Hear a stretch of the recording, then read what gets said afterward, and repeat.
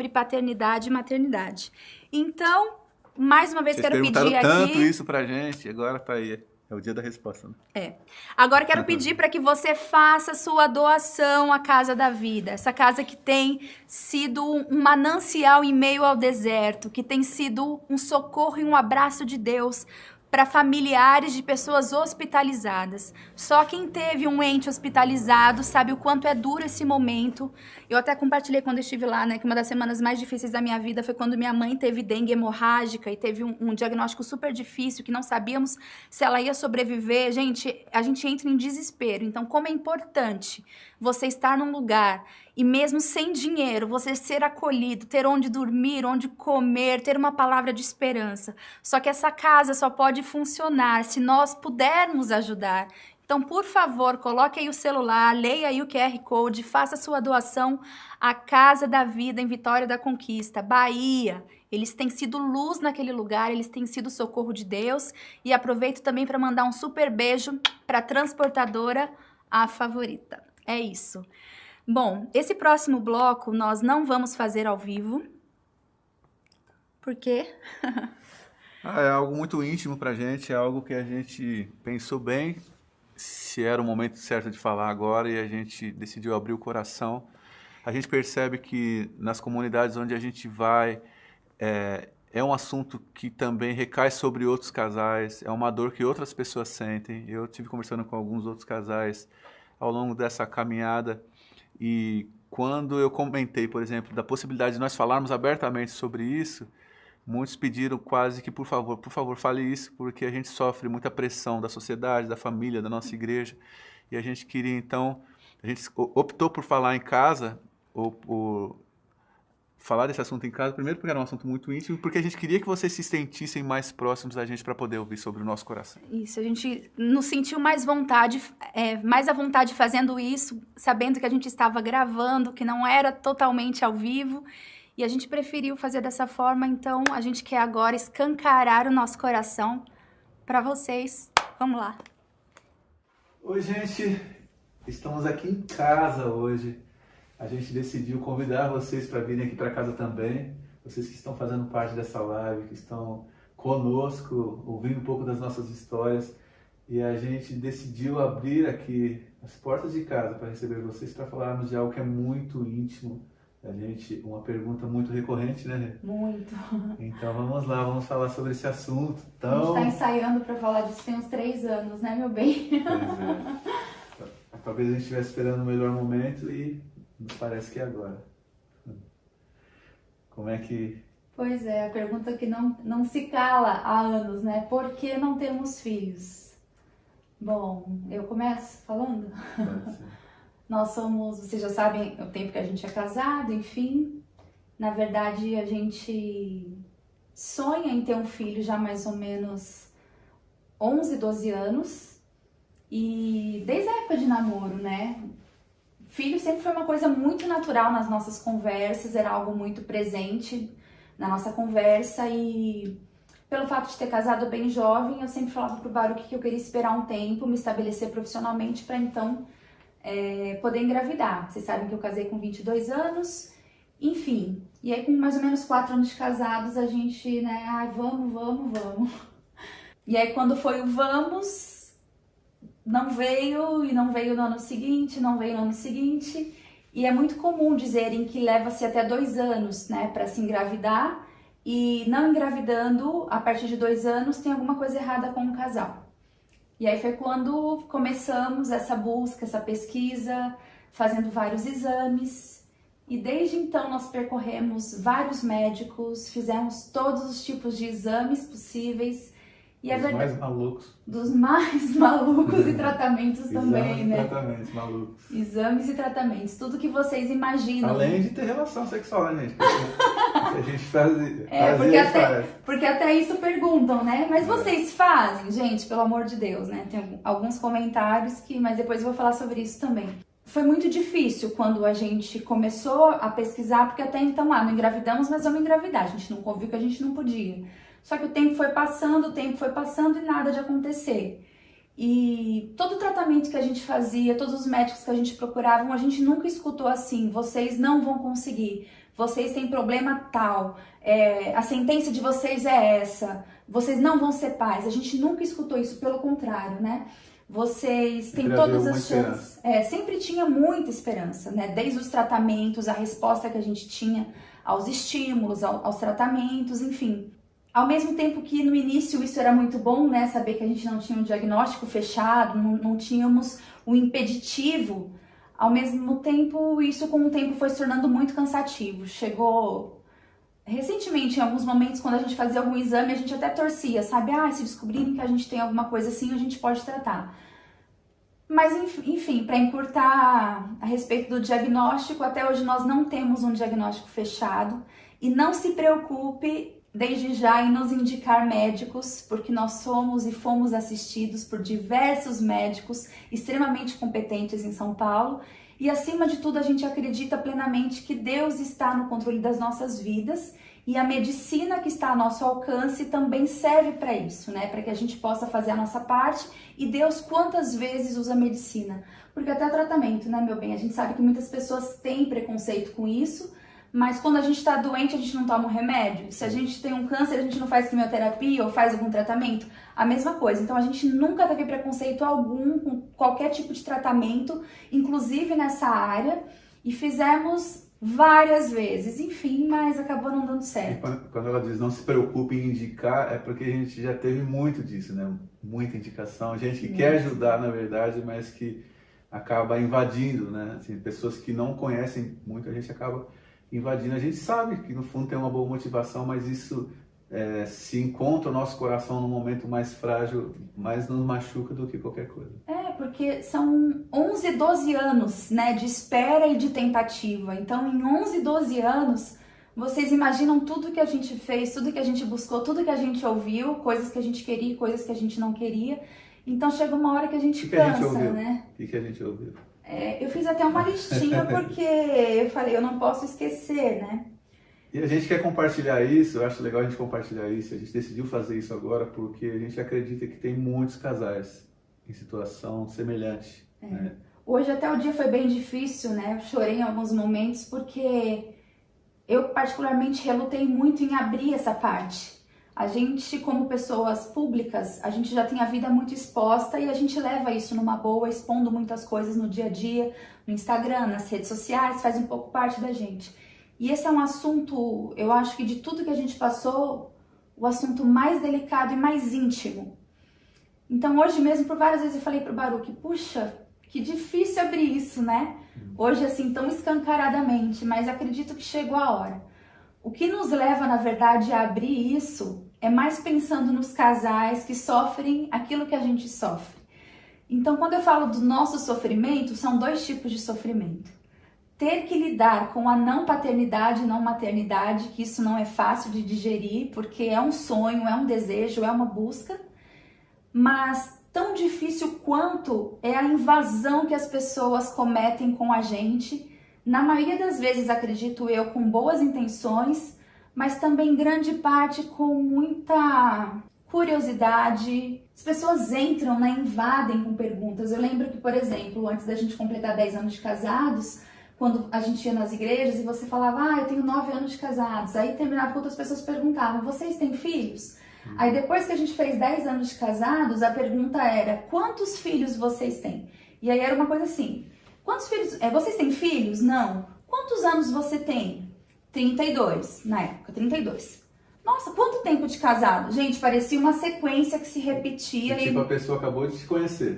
Te conheceu na porta da igreja e está perguntando todos esses detalhes. Exatamente. Mas vocês têm algum problema? Mas vocês já fizeram tal coisa? Mas vocês não sei o que lá? E aí, com isso, eu listei algumas coisas aqui no intuito de pedir para que vocês não façam isso com outros casais. Porque isso é um assunto muito íntimo.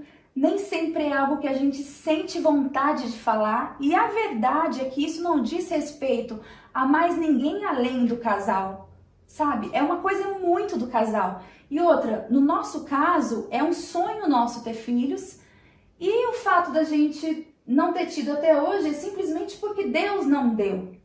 Mas podia ser uma opção também do casal de não ter filhos e seguir um outro estilo de vida, de ter uma missão, de Deus ter colocado algo em nossos corações. Então a gente precisa tomar muito cuidado, sabe? E brasileiro, essa é uma característica nossa. Nós somos muito entrões, eu vejo isso um pouco em mim também, né? Vocês namoram? Você é casado? Vai casar quando? Então a gente tem que tomar muito cuidado como a gente, né, permeia a vida da pessoa, a forma que a gente aborda, porque a gente ultrapassa alguns limites. Eu já ouvi, por exemplo, pessoas perguntando se a gente tinha relação sexual.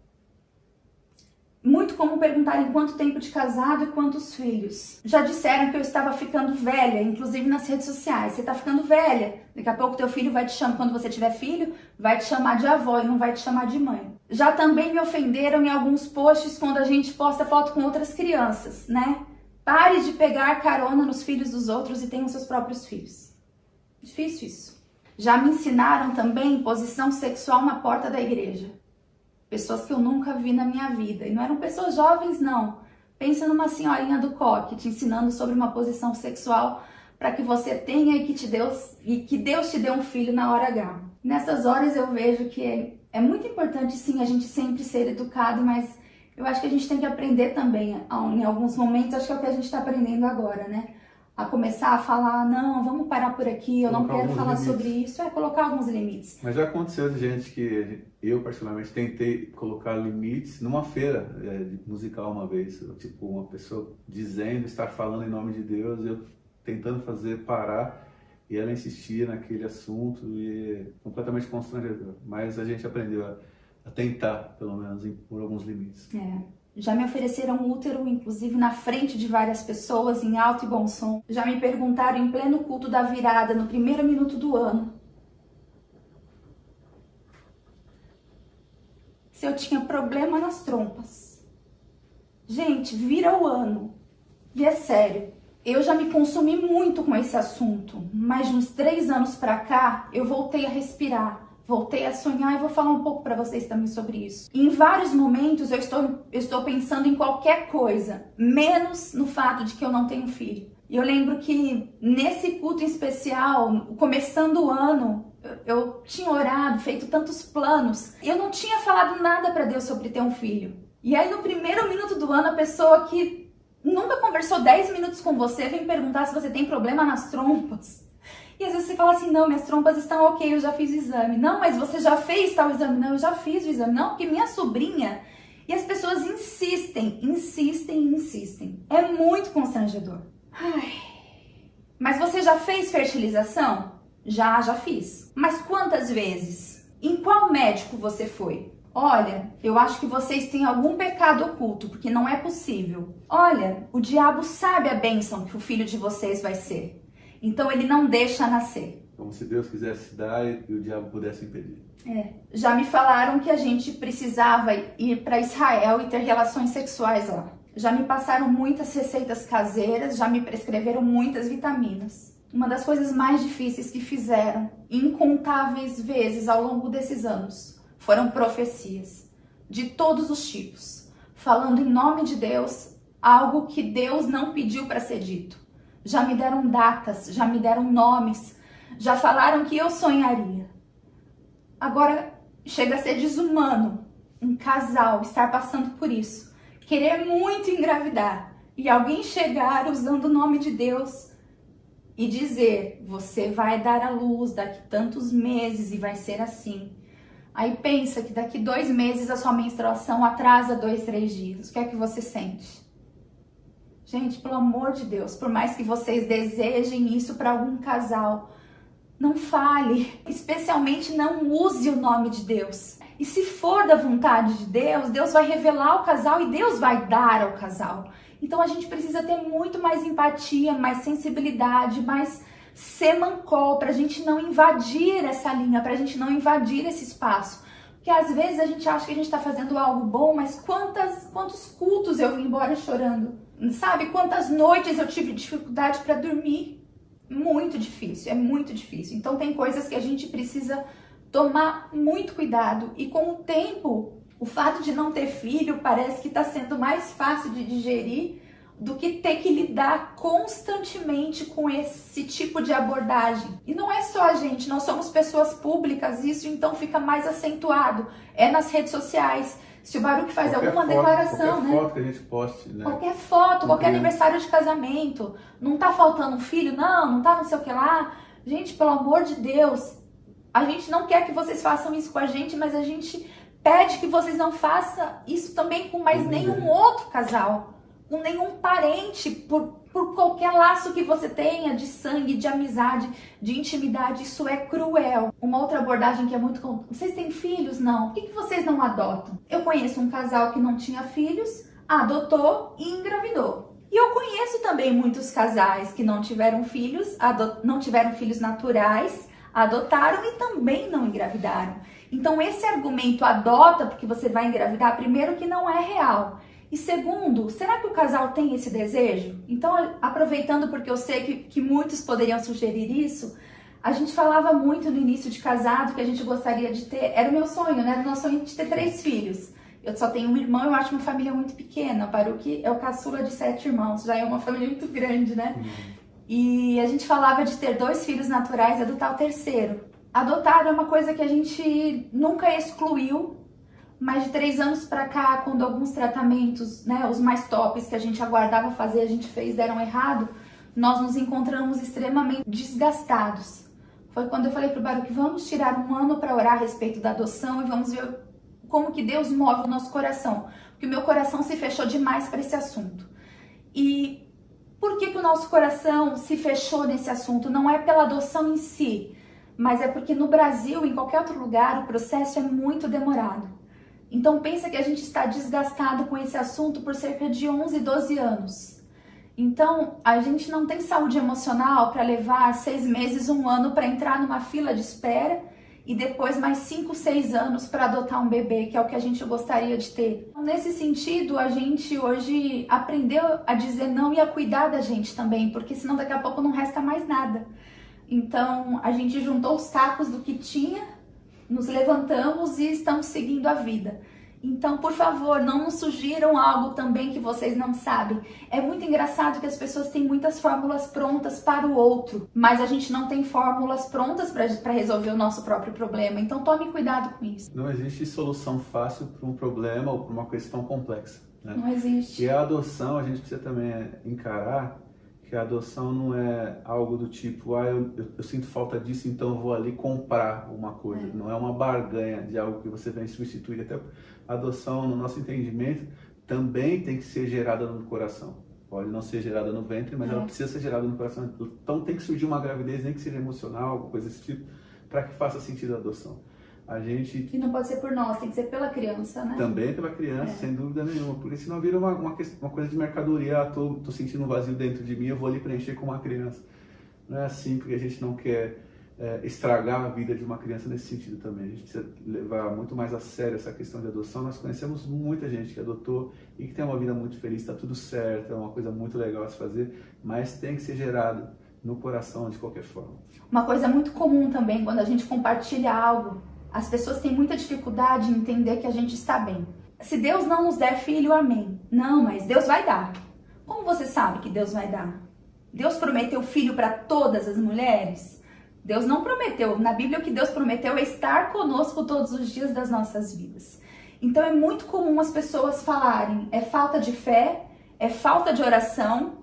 E eu lembro que por poucas vezes eu abri meu coração a respeito desse assunto publicamente.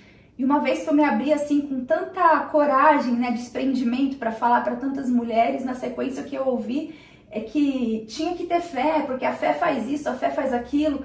Isso nos entristece muito, porque, poxa vida, nós nascemos num lar cristão, nós temos uma vida ministerial, uma vida devocional com Deus, então realmente é por falta de fé?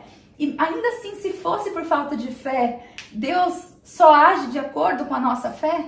Então, a gente tem que tomar muito cuidado com as falas. Mas vocês jejuaram, vocês foram para o monte, vocês fizeram isso, vocês estão escondendo alguma coisa, Deus está tentando ensinar alguma coisa para vocês. É os amigos de Jó, né, que querem descobrir uma causa, né? Meu Deus, gente, pelo amor de Deus, não falem nada. E de verdade, com essa minha fala aqui, eu até peço isso, se eu puder fazer um pedido para vocês, Não nos falem nada. Querem falar algo? Escreva, eu amo vocês. Manda um coraçãozinho, porque até essa coisa, eu vou orar por vocês. Vocês já estão, de certa forma, colocando uma expectativa. Vocês não precisam dizer pra gente que vocês vão orar por nós. Orem só. Orem. Se quiserem, apenas orem. E já fica aqui uma dica para pastores, para igrejas que nos receberão em breve. Não nos façam passar por esse constrangimento, não nos chamem na frente da igreja, não queiram colocar as mãos sobre a minha barriga. Foram anos vivendo isso e nós nos cansamos. Nós estamos num outro estágio agora. É importante dizer que nós ainda temos esperança, nós temos chances ainda, porque eu ainda estou numa idade, né? A mulher tem essa idade que é importante. Nós temos tempo ainda, mas o nosso coração está cada dia mais descansado em Deus. Nós ainda temos esperança. A gente gosta de viver os dois, a dois. A gente gosta disso também. A gente aprendeu a se suprir. A gente está bem, você pode acreditar no que a gente está dizendo. A gente tem um desejo, ainda existe a esperança, sim, mas a gente está bem. Então acredita nisso. Ajude a gente a manter o nosso descanso, porque nós estamos descansados no Senhor, nós estamos confiados e confiantes no Senhor, que Ele sempre vai ter o melhor para a gente. E é muito fácil, né? Muitas pessoas falaram, não, mas vocês vão ver, Deus vai fazer esse milagre e vocês vão louvar a Deus. E eu sempre respondi o seguinte, vai ser muito fácil louvar a Deus se Ele fizer esse milagre. O difícil é louvar a Deus sem Ele ter atendido esse desejo do nosso coração. Aí está o milagre. Nesse aspecto eu faço das palavras da Eixo minhas palavras, que o milagre sou eu, o milagre é o Baruch. Porque a gente não condiciona o amor de Deus ou o cuidado de Deus sobre Ele atender essa expectativa nossa. Quando eu comecei a tentar engravidar, eu tinha 26, 27 anos, eu escutava dos médicos, você é muito nova, você é muito nova, você é muito nova, e que bom que eu comecei nova. Conforme as etapas foram sendo cumpridas, os tratamentos foram sendo feitos, e a gente foi chegando no limite, né, de perto da fertilização até a fertilização, e quando nós fizemos e não deu certo, o meu mundo desabou. Foi muito difícil encarar, eu tinha crises de choro, assim, copiosamente. Tinha alguns momentos até que eu não ia para a igreja com Baruch em alguma agenda, porque assim, eu chorava tanto.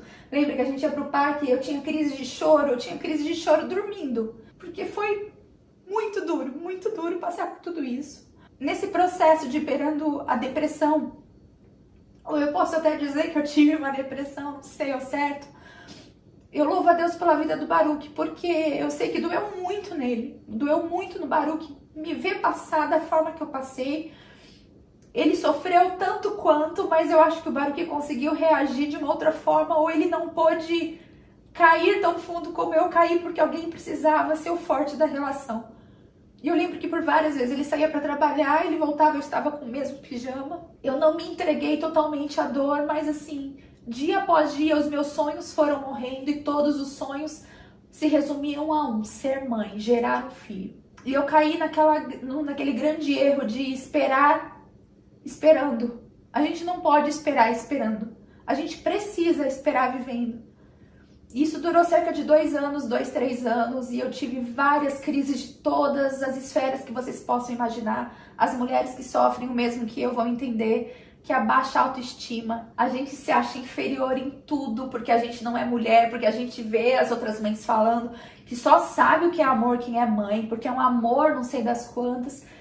E talvez realmente a gente nunca vai saber o que é aquele amor, mas gente, não sabe só o que é amor quem é mãe. Enfim, mas a gente passa por tantos processos doídos até chegar ao ponto de que Deus não me ama, Deus não me vê. E eu lembro que eu falava assim pro Baruch, eu sei que Deus é bom, mas na minha cabeça não tá fazendo sentido essa bondade dele. Eu lembro que até você pegou no meu pé para eu ler o livro do Ricardo Barbosa, né? Pensamentos transformados, emoções... Mentes transformadas, pensamentos redimidos, alguma coisa assim. Isso. E fala a respeito da nossa maturidade cristã, que a gente não pode ficar se guiando só pelo que a gente está sentindo, mas que a gente precisa ser mais maduros a cada dia também na fé. Eu não estou vendo, eu não estou sentindo, mas eu sei que Deus é bom. E nesse aspecto, o Baruch sempre teve palavras muito importantes para mim. Eu lembro que um dos tratamentos que a gente teve, eu estava aqui na varanda de casa chorando assim copiosamente. No início da noite eu vim pra cá e chorava. Ele veio até mim e falou, ô Rezinha, não fica assim não. Aí ele abriu o braço assim, eu levantei, eu fui abraçá-lo e falei assim pra ele, sabe o que mais me dói?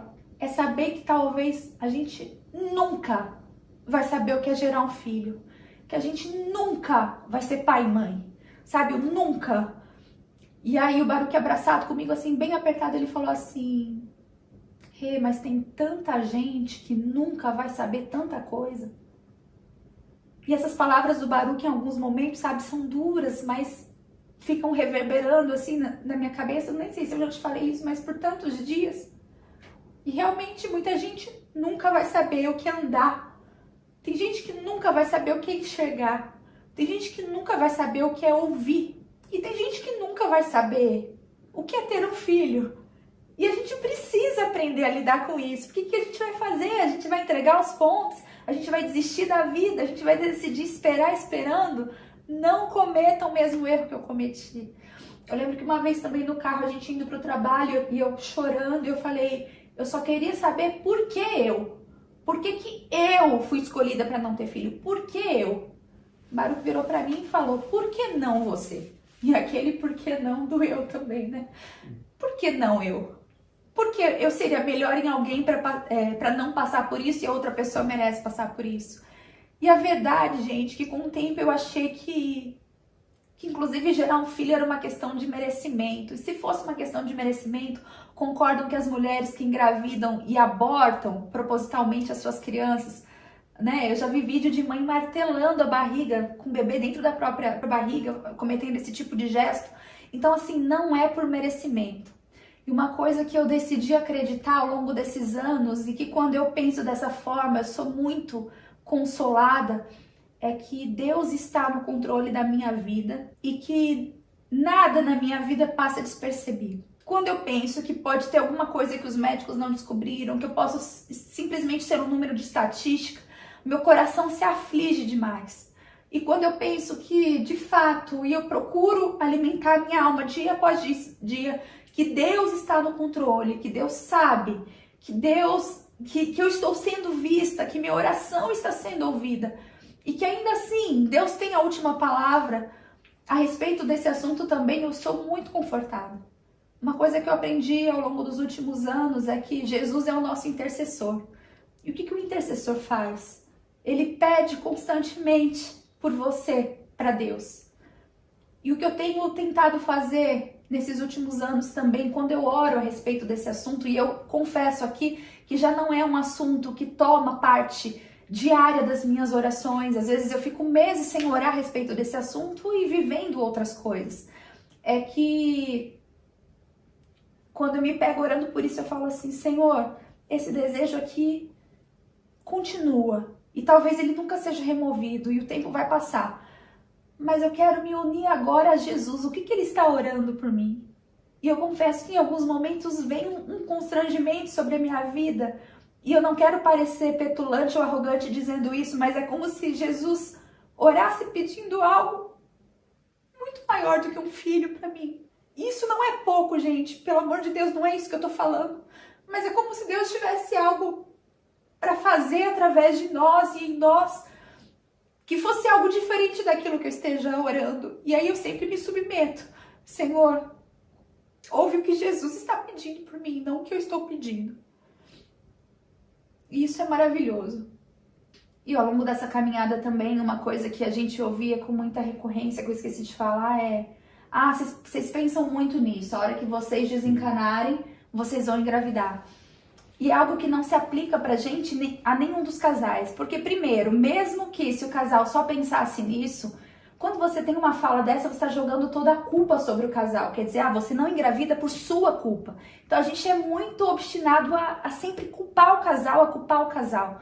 Então até com a gente geralmente faz 1 ano de tratamento, aí depois pausa 2, 3 anos, até para que o corpo respire, a cabeça respire e o bolso respire. Porque até financeiramente os tratamentos são exaustivos. Para caminhar já para o final, nessa minha crise, né, com Deus, nessa crise existencial de não gerar, porque eu nunca, nem nos meus piores sonhos, eu imaginei que eu não fosse ser mãe ou que eu não fosse ter um filho, né, que a gente não fosse ter um filho. Eu fui me entristecendo muito com Deus, e até que eu fui para um retiro, e não sei se você lembra, que eu falei assim, que eu tava me sentindo como no filme A Cabana, eu estava indo para essa cabana e eu esperava que Deus estivesse lá à minha espera, porque o negócio ia pegar. Foi assim, incrível o cuidado de Deus de 2016 para cá com a nossa vida.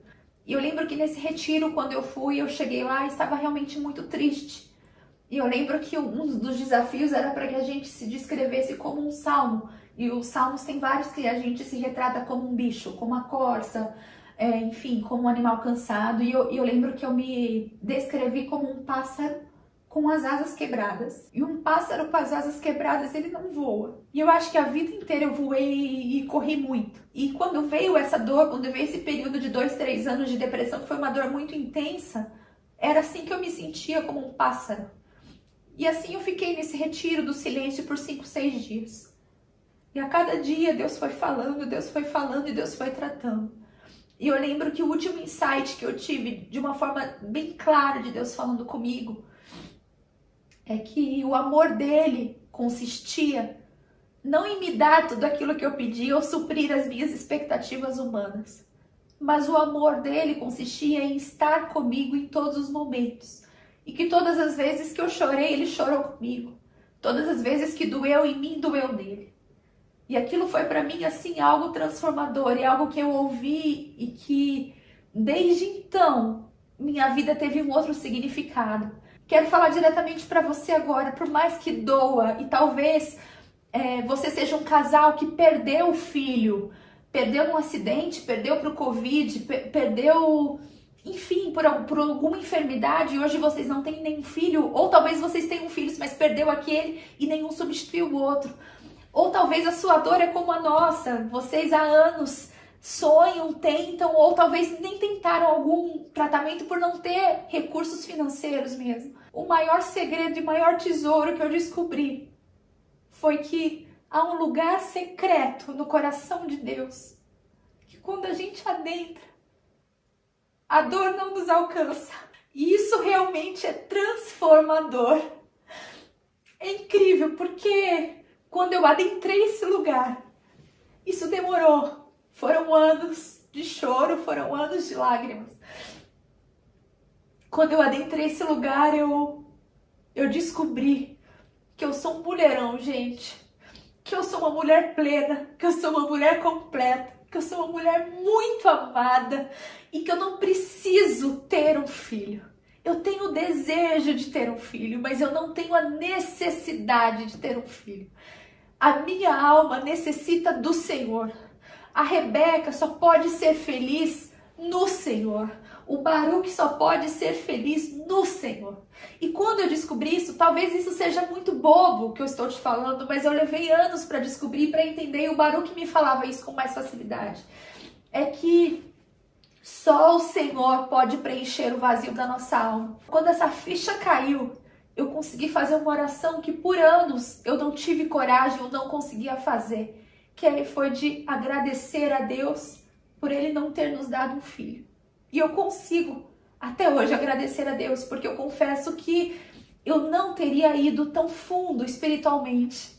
Eu não teria buscado tanto a Deus. Eu não teria descoberto esse lugar tão secreto e difícil de achar, que é um lugar lindo onde a dor não nos alcança. Então, se eu puder te dar um conselho aqui, meu irmão, minha irmã, companheira de fé, companheira de sofrimento, mulher de dores, mergulhe fundo no Senhor, porque existe sim um lugar no coração de Deus, onde nada pode nos atingir, onde nada pode nos alcançar. E é um lugar onde você transita, e algumas vezes você entra, outras vezes você sai, e quando dói você entra de novo. E é maravilhoso nós termos esse cuidado do Senhor. Então, para encerrar nossa história, por que não temos filhos? Porque Deus não nos deu. Ponto. Talvez seja um ainda, talvez Deus não irá nos dar, porque a gente precisa também aceitar isso. E novamente eu peço que vocês não nos falem nada a respeito, não tente nos consolar, porque não existe palavras que possam nos consolar. Digam pra gente que vocês nos amam. Isso nos basta e o cuidado do Senhor tem nos bastado. Graças a Deus, como o Baruque disse, nós nos damos muito bem. Eu sou muito grata, Sé, pelos últimos anos, por tudo que a gente viveu. Melhor decisão que eu tomei na vida foi ter casado com você. Obrigada. Não se arrependeu? Não. Já me arrependi por alguns 5 minutos, como você deve ter se arrependido. Vida real, gente. Vida real, gente. Mas falando sério, você me completa como mulher, você me supre como mulher. E meu desejo é que eu continue sendo uma facilitadora dos planos do Senhor na sua vida. Independente se tivermos filhos ou não, é importante a gente ter uma poupança para pagar um asilo. A gente pensa nisso também. A gente pensa nisso também, gente. Deus tem nos suprido, a gente tem se bastado, a gente ama também a vida que a gente tem, sem regra, sem rotina, de assistir o que a gente quiser, comer o que a gente quiser. Um amigo disse certa vez que há coisas que só casais que não têm filhos podem fazer. E nos mais variados ou no mais amplo aspecto que se possa pensar. Por exemplo, existem caminhadas ministeriais, quando a gente pensa em missão transcultural, por exemplo, existem possibilidades que casais sem filhos podem exercer com um pouco mais de facilidade do que os casais que têm filhos. Então, tudo isso é alento para o nosso coração. Falando agora para os homens também sofrem com isso, mas existe uma cobrança ainda maior pro lado da mulher, né? Uma cobrança na sociedade. É bom dividir isso com vocês, principalmente na esperança de que isso traga para vocês um norte, uma esperança de que vocês não estão sofrendo isso sozinhos. Eu conheço vários casais, especialmente os mais novos, né? Que sofrem muito porque ainda não conseguem pôr esses limites dos quais a gente está falando.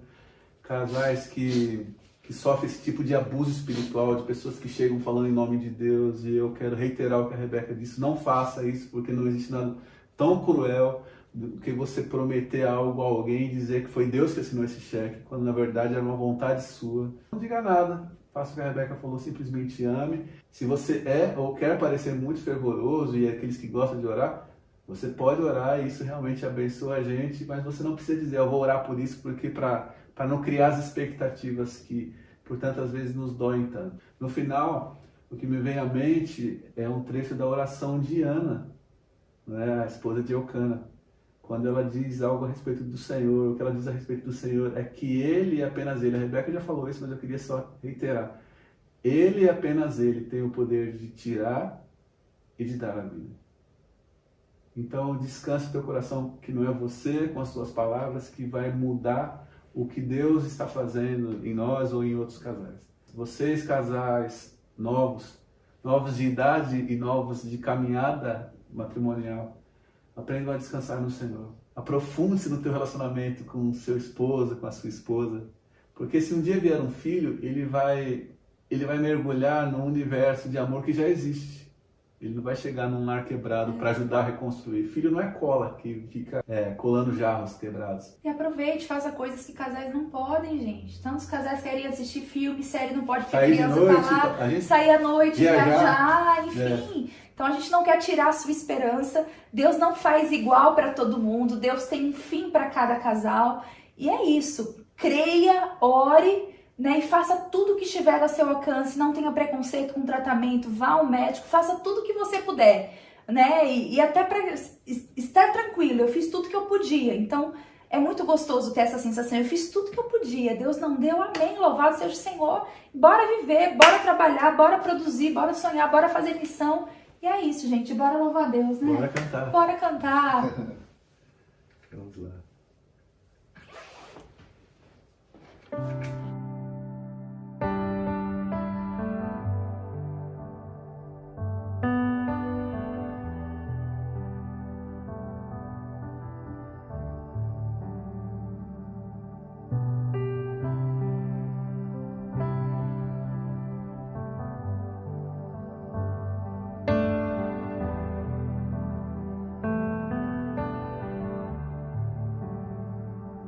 Se a minha alma teme o amanhã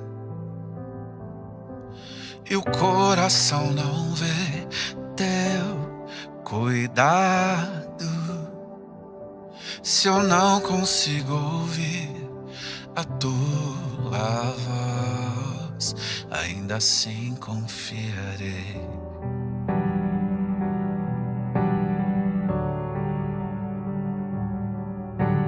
Sei que o meu Redentor vive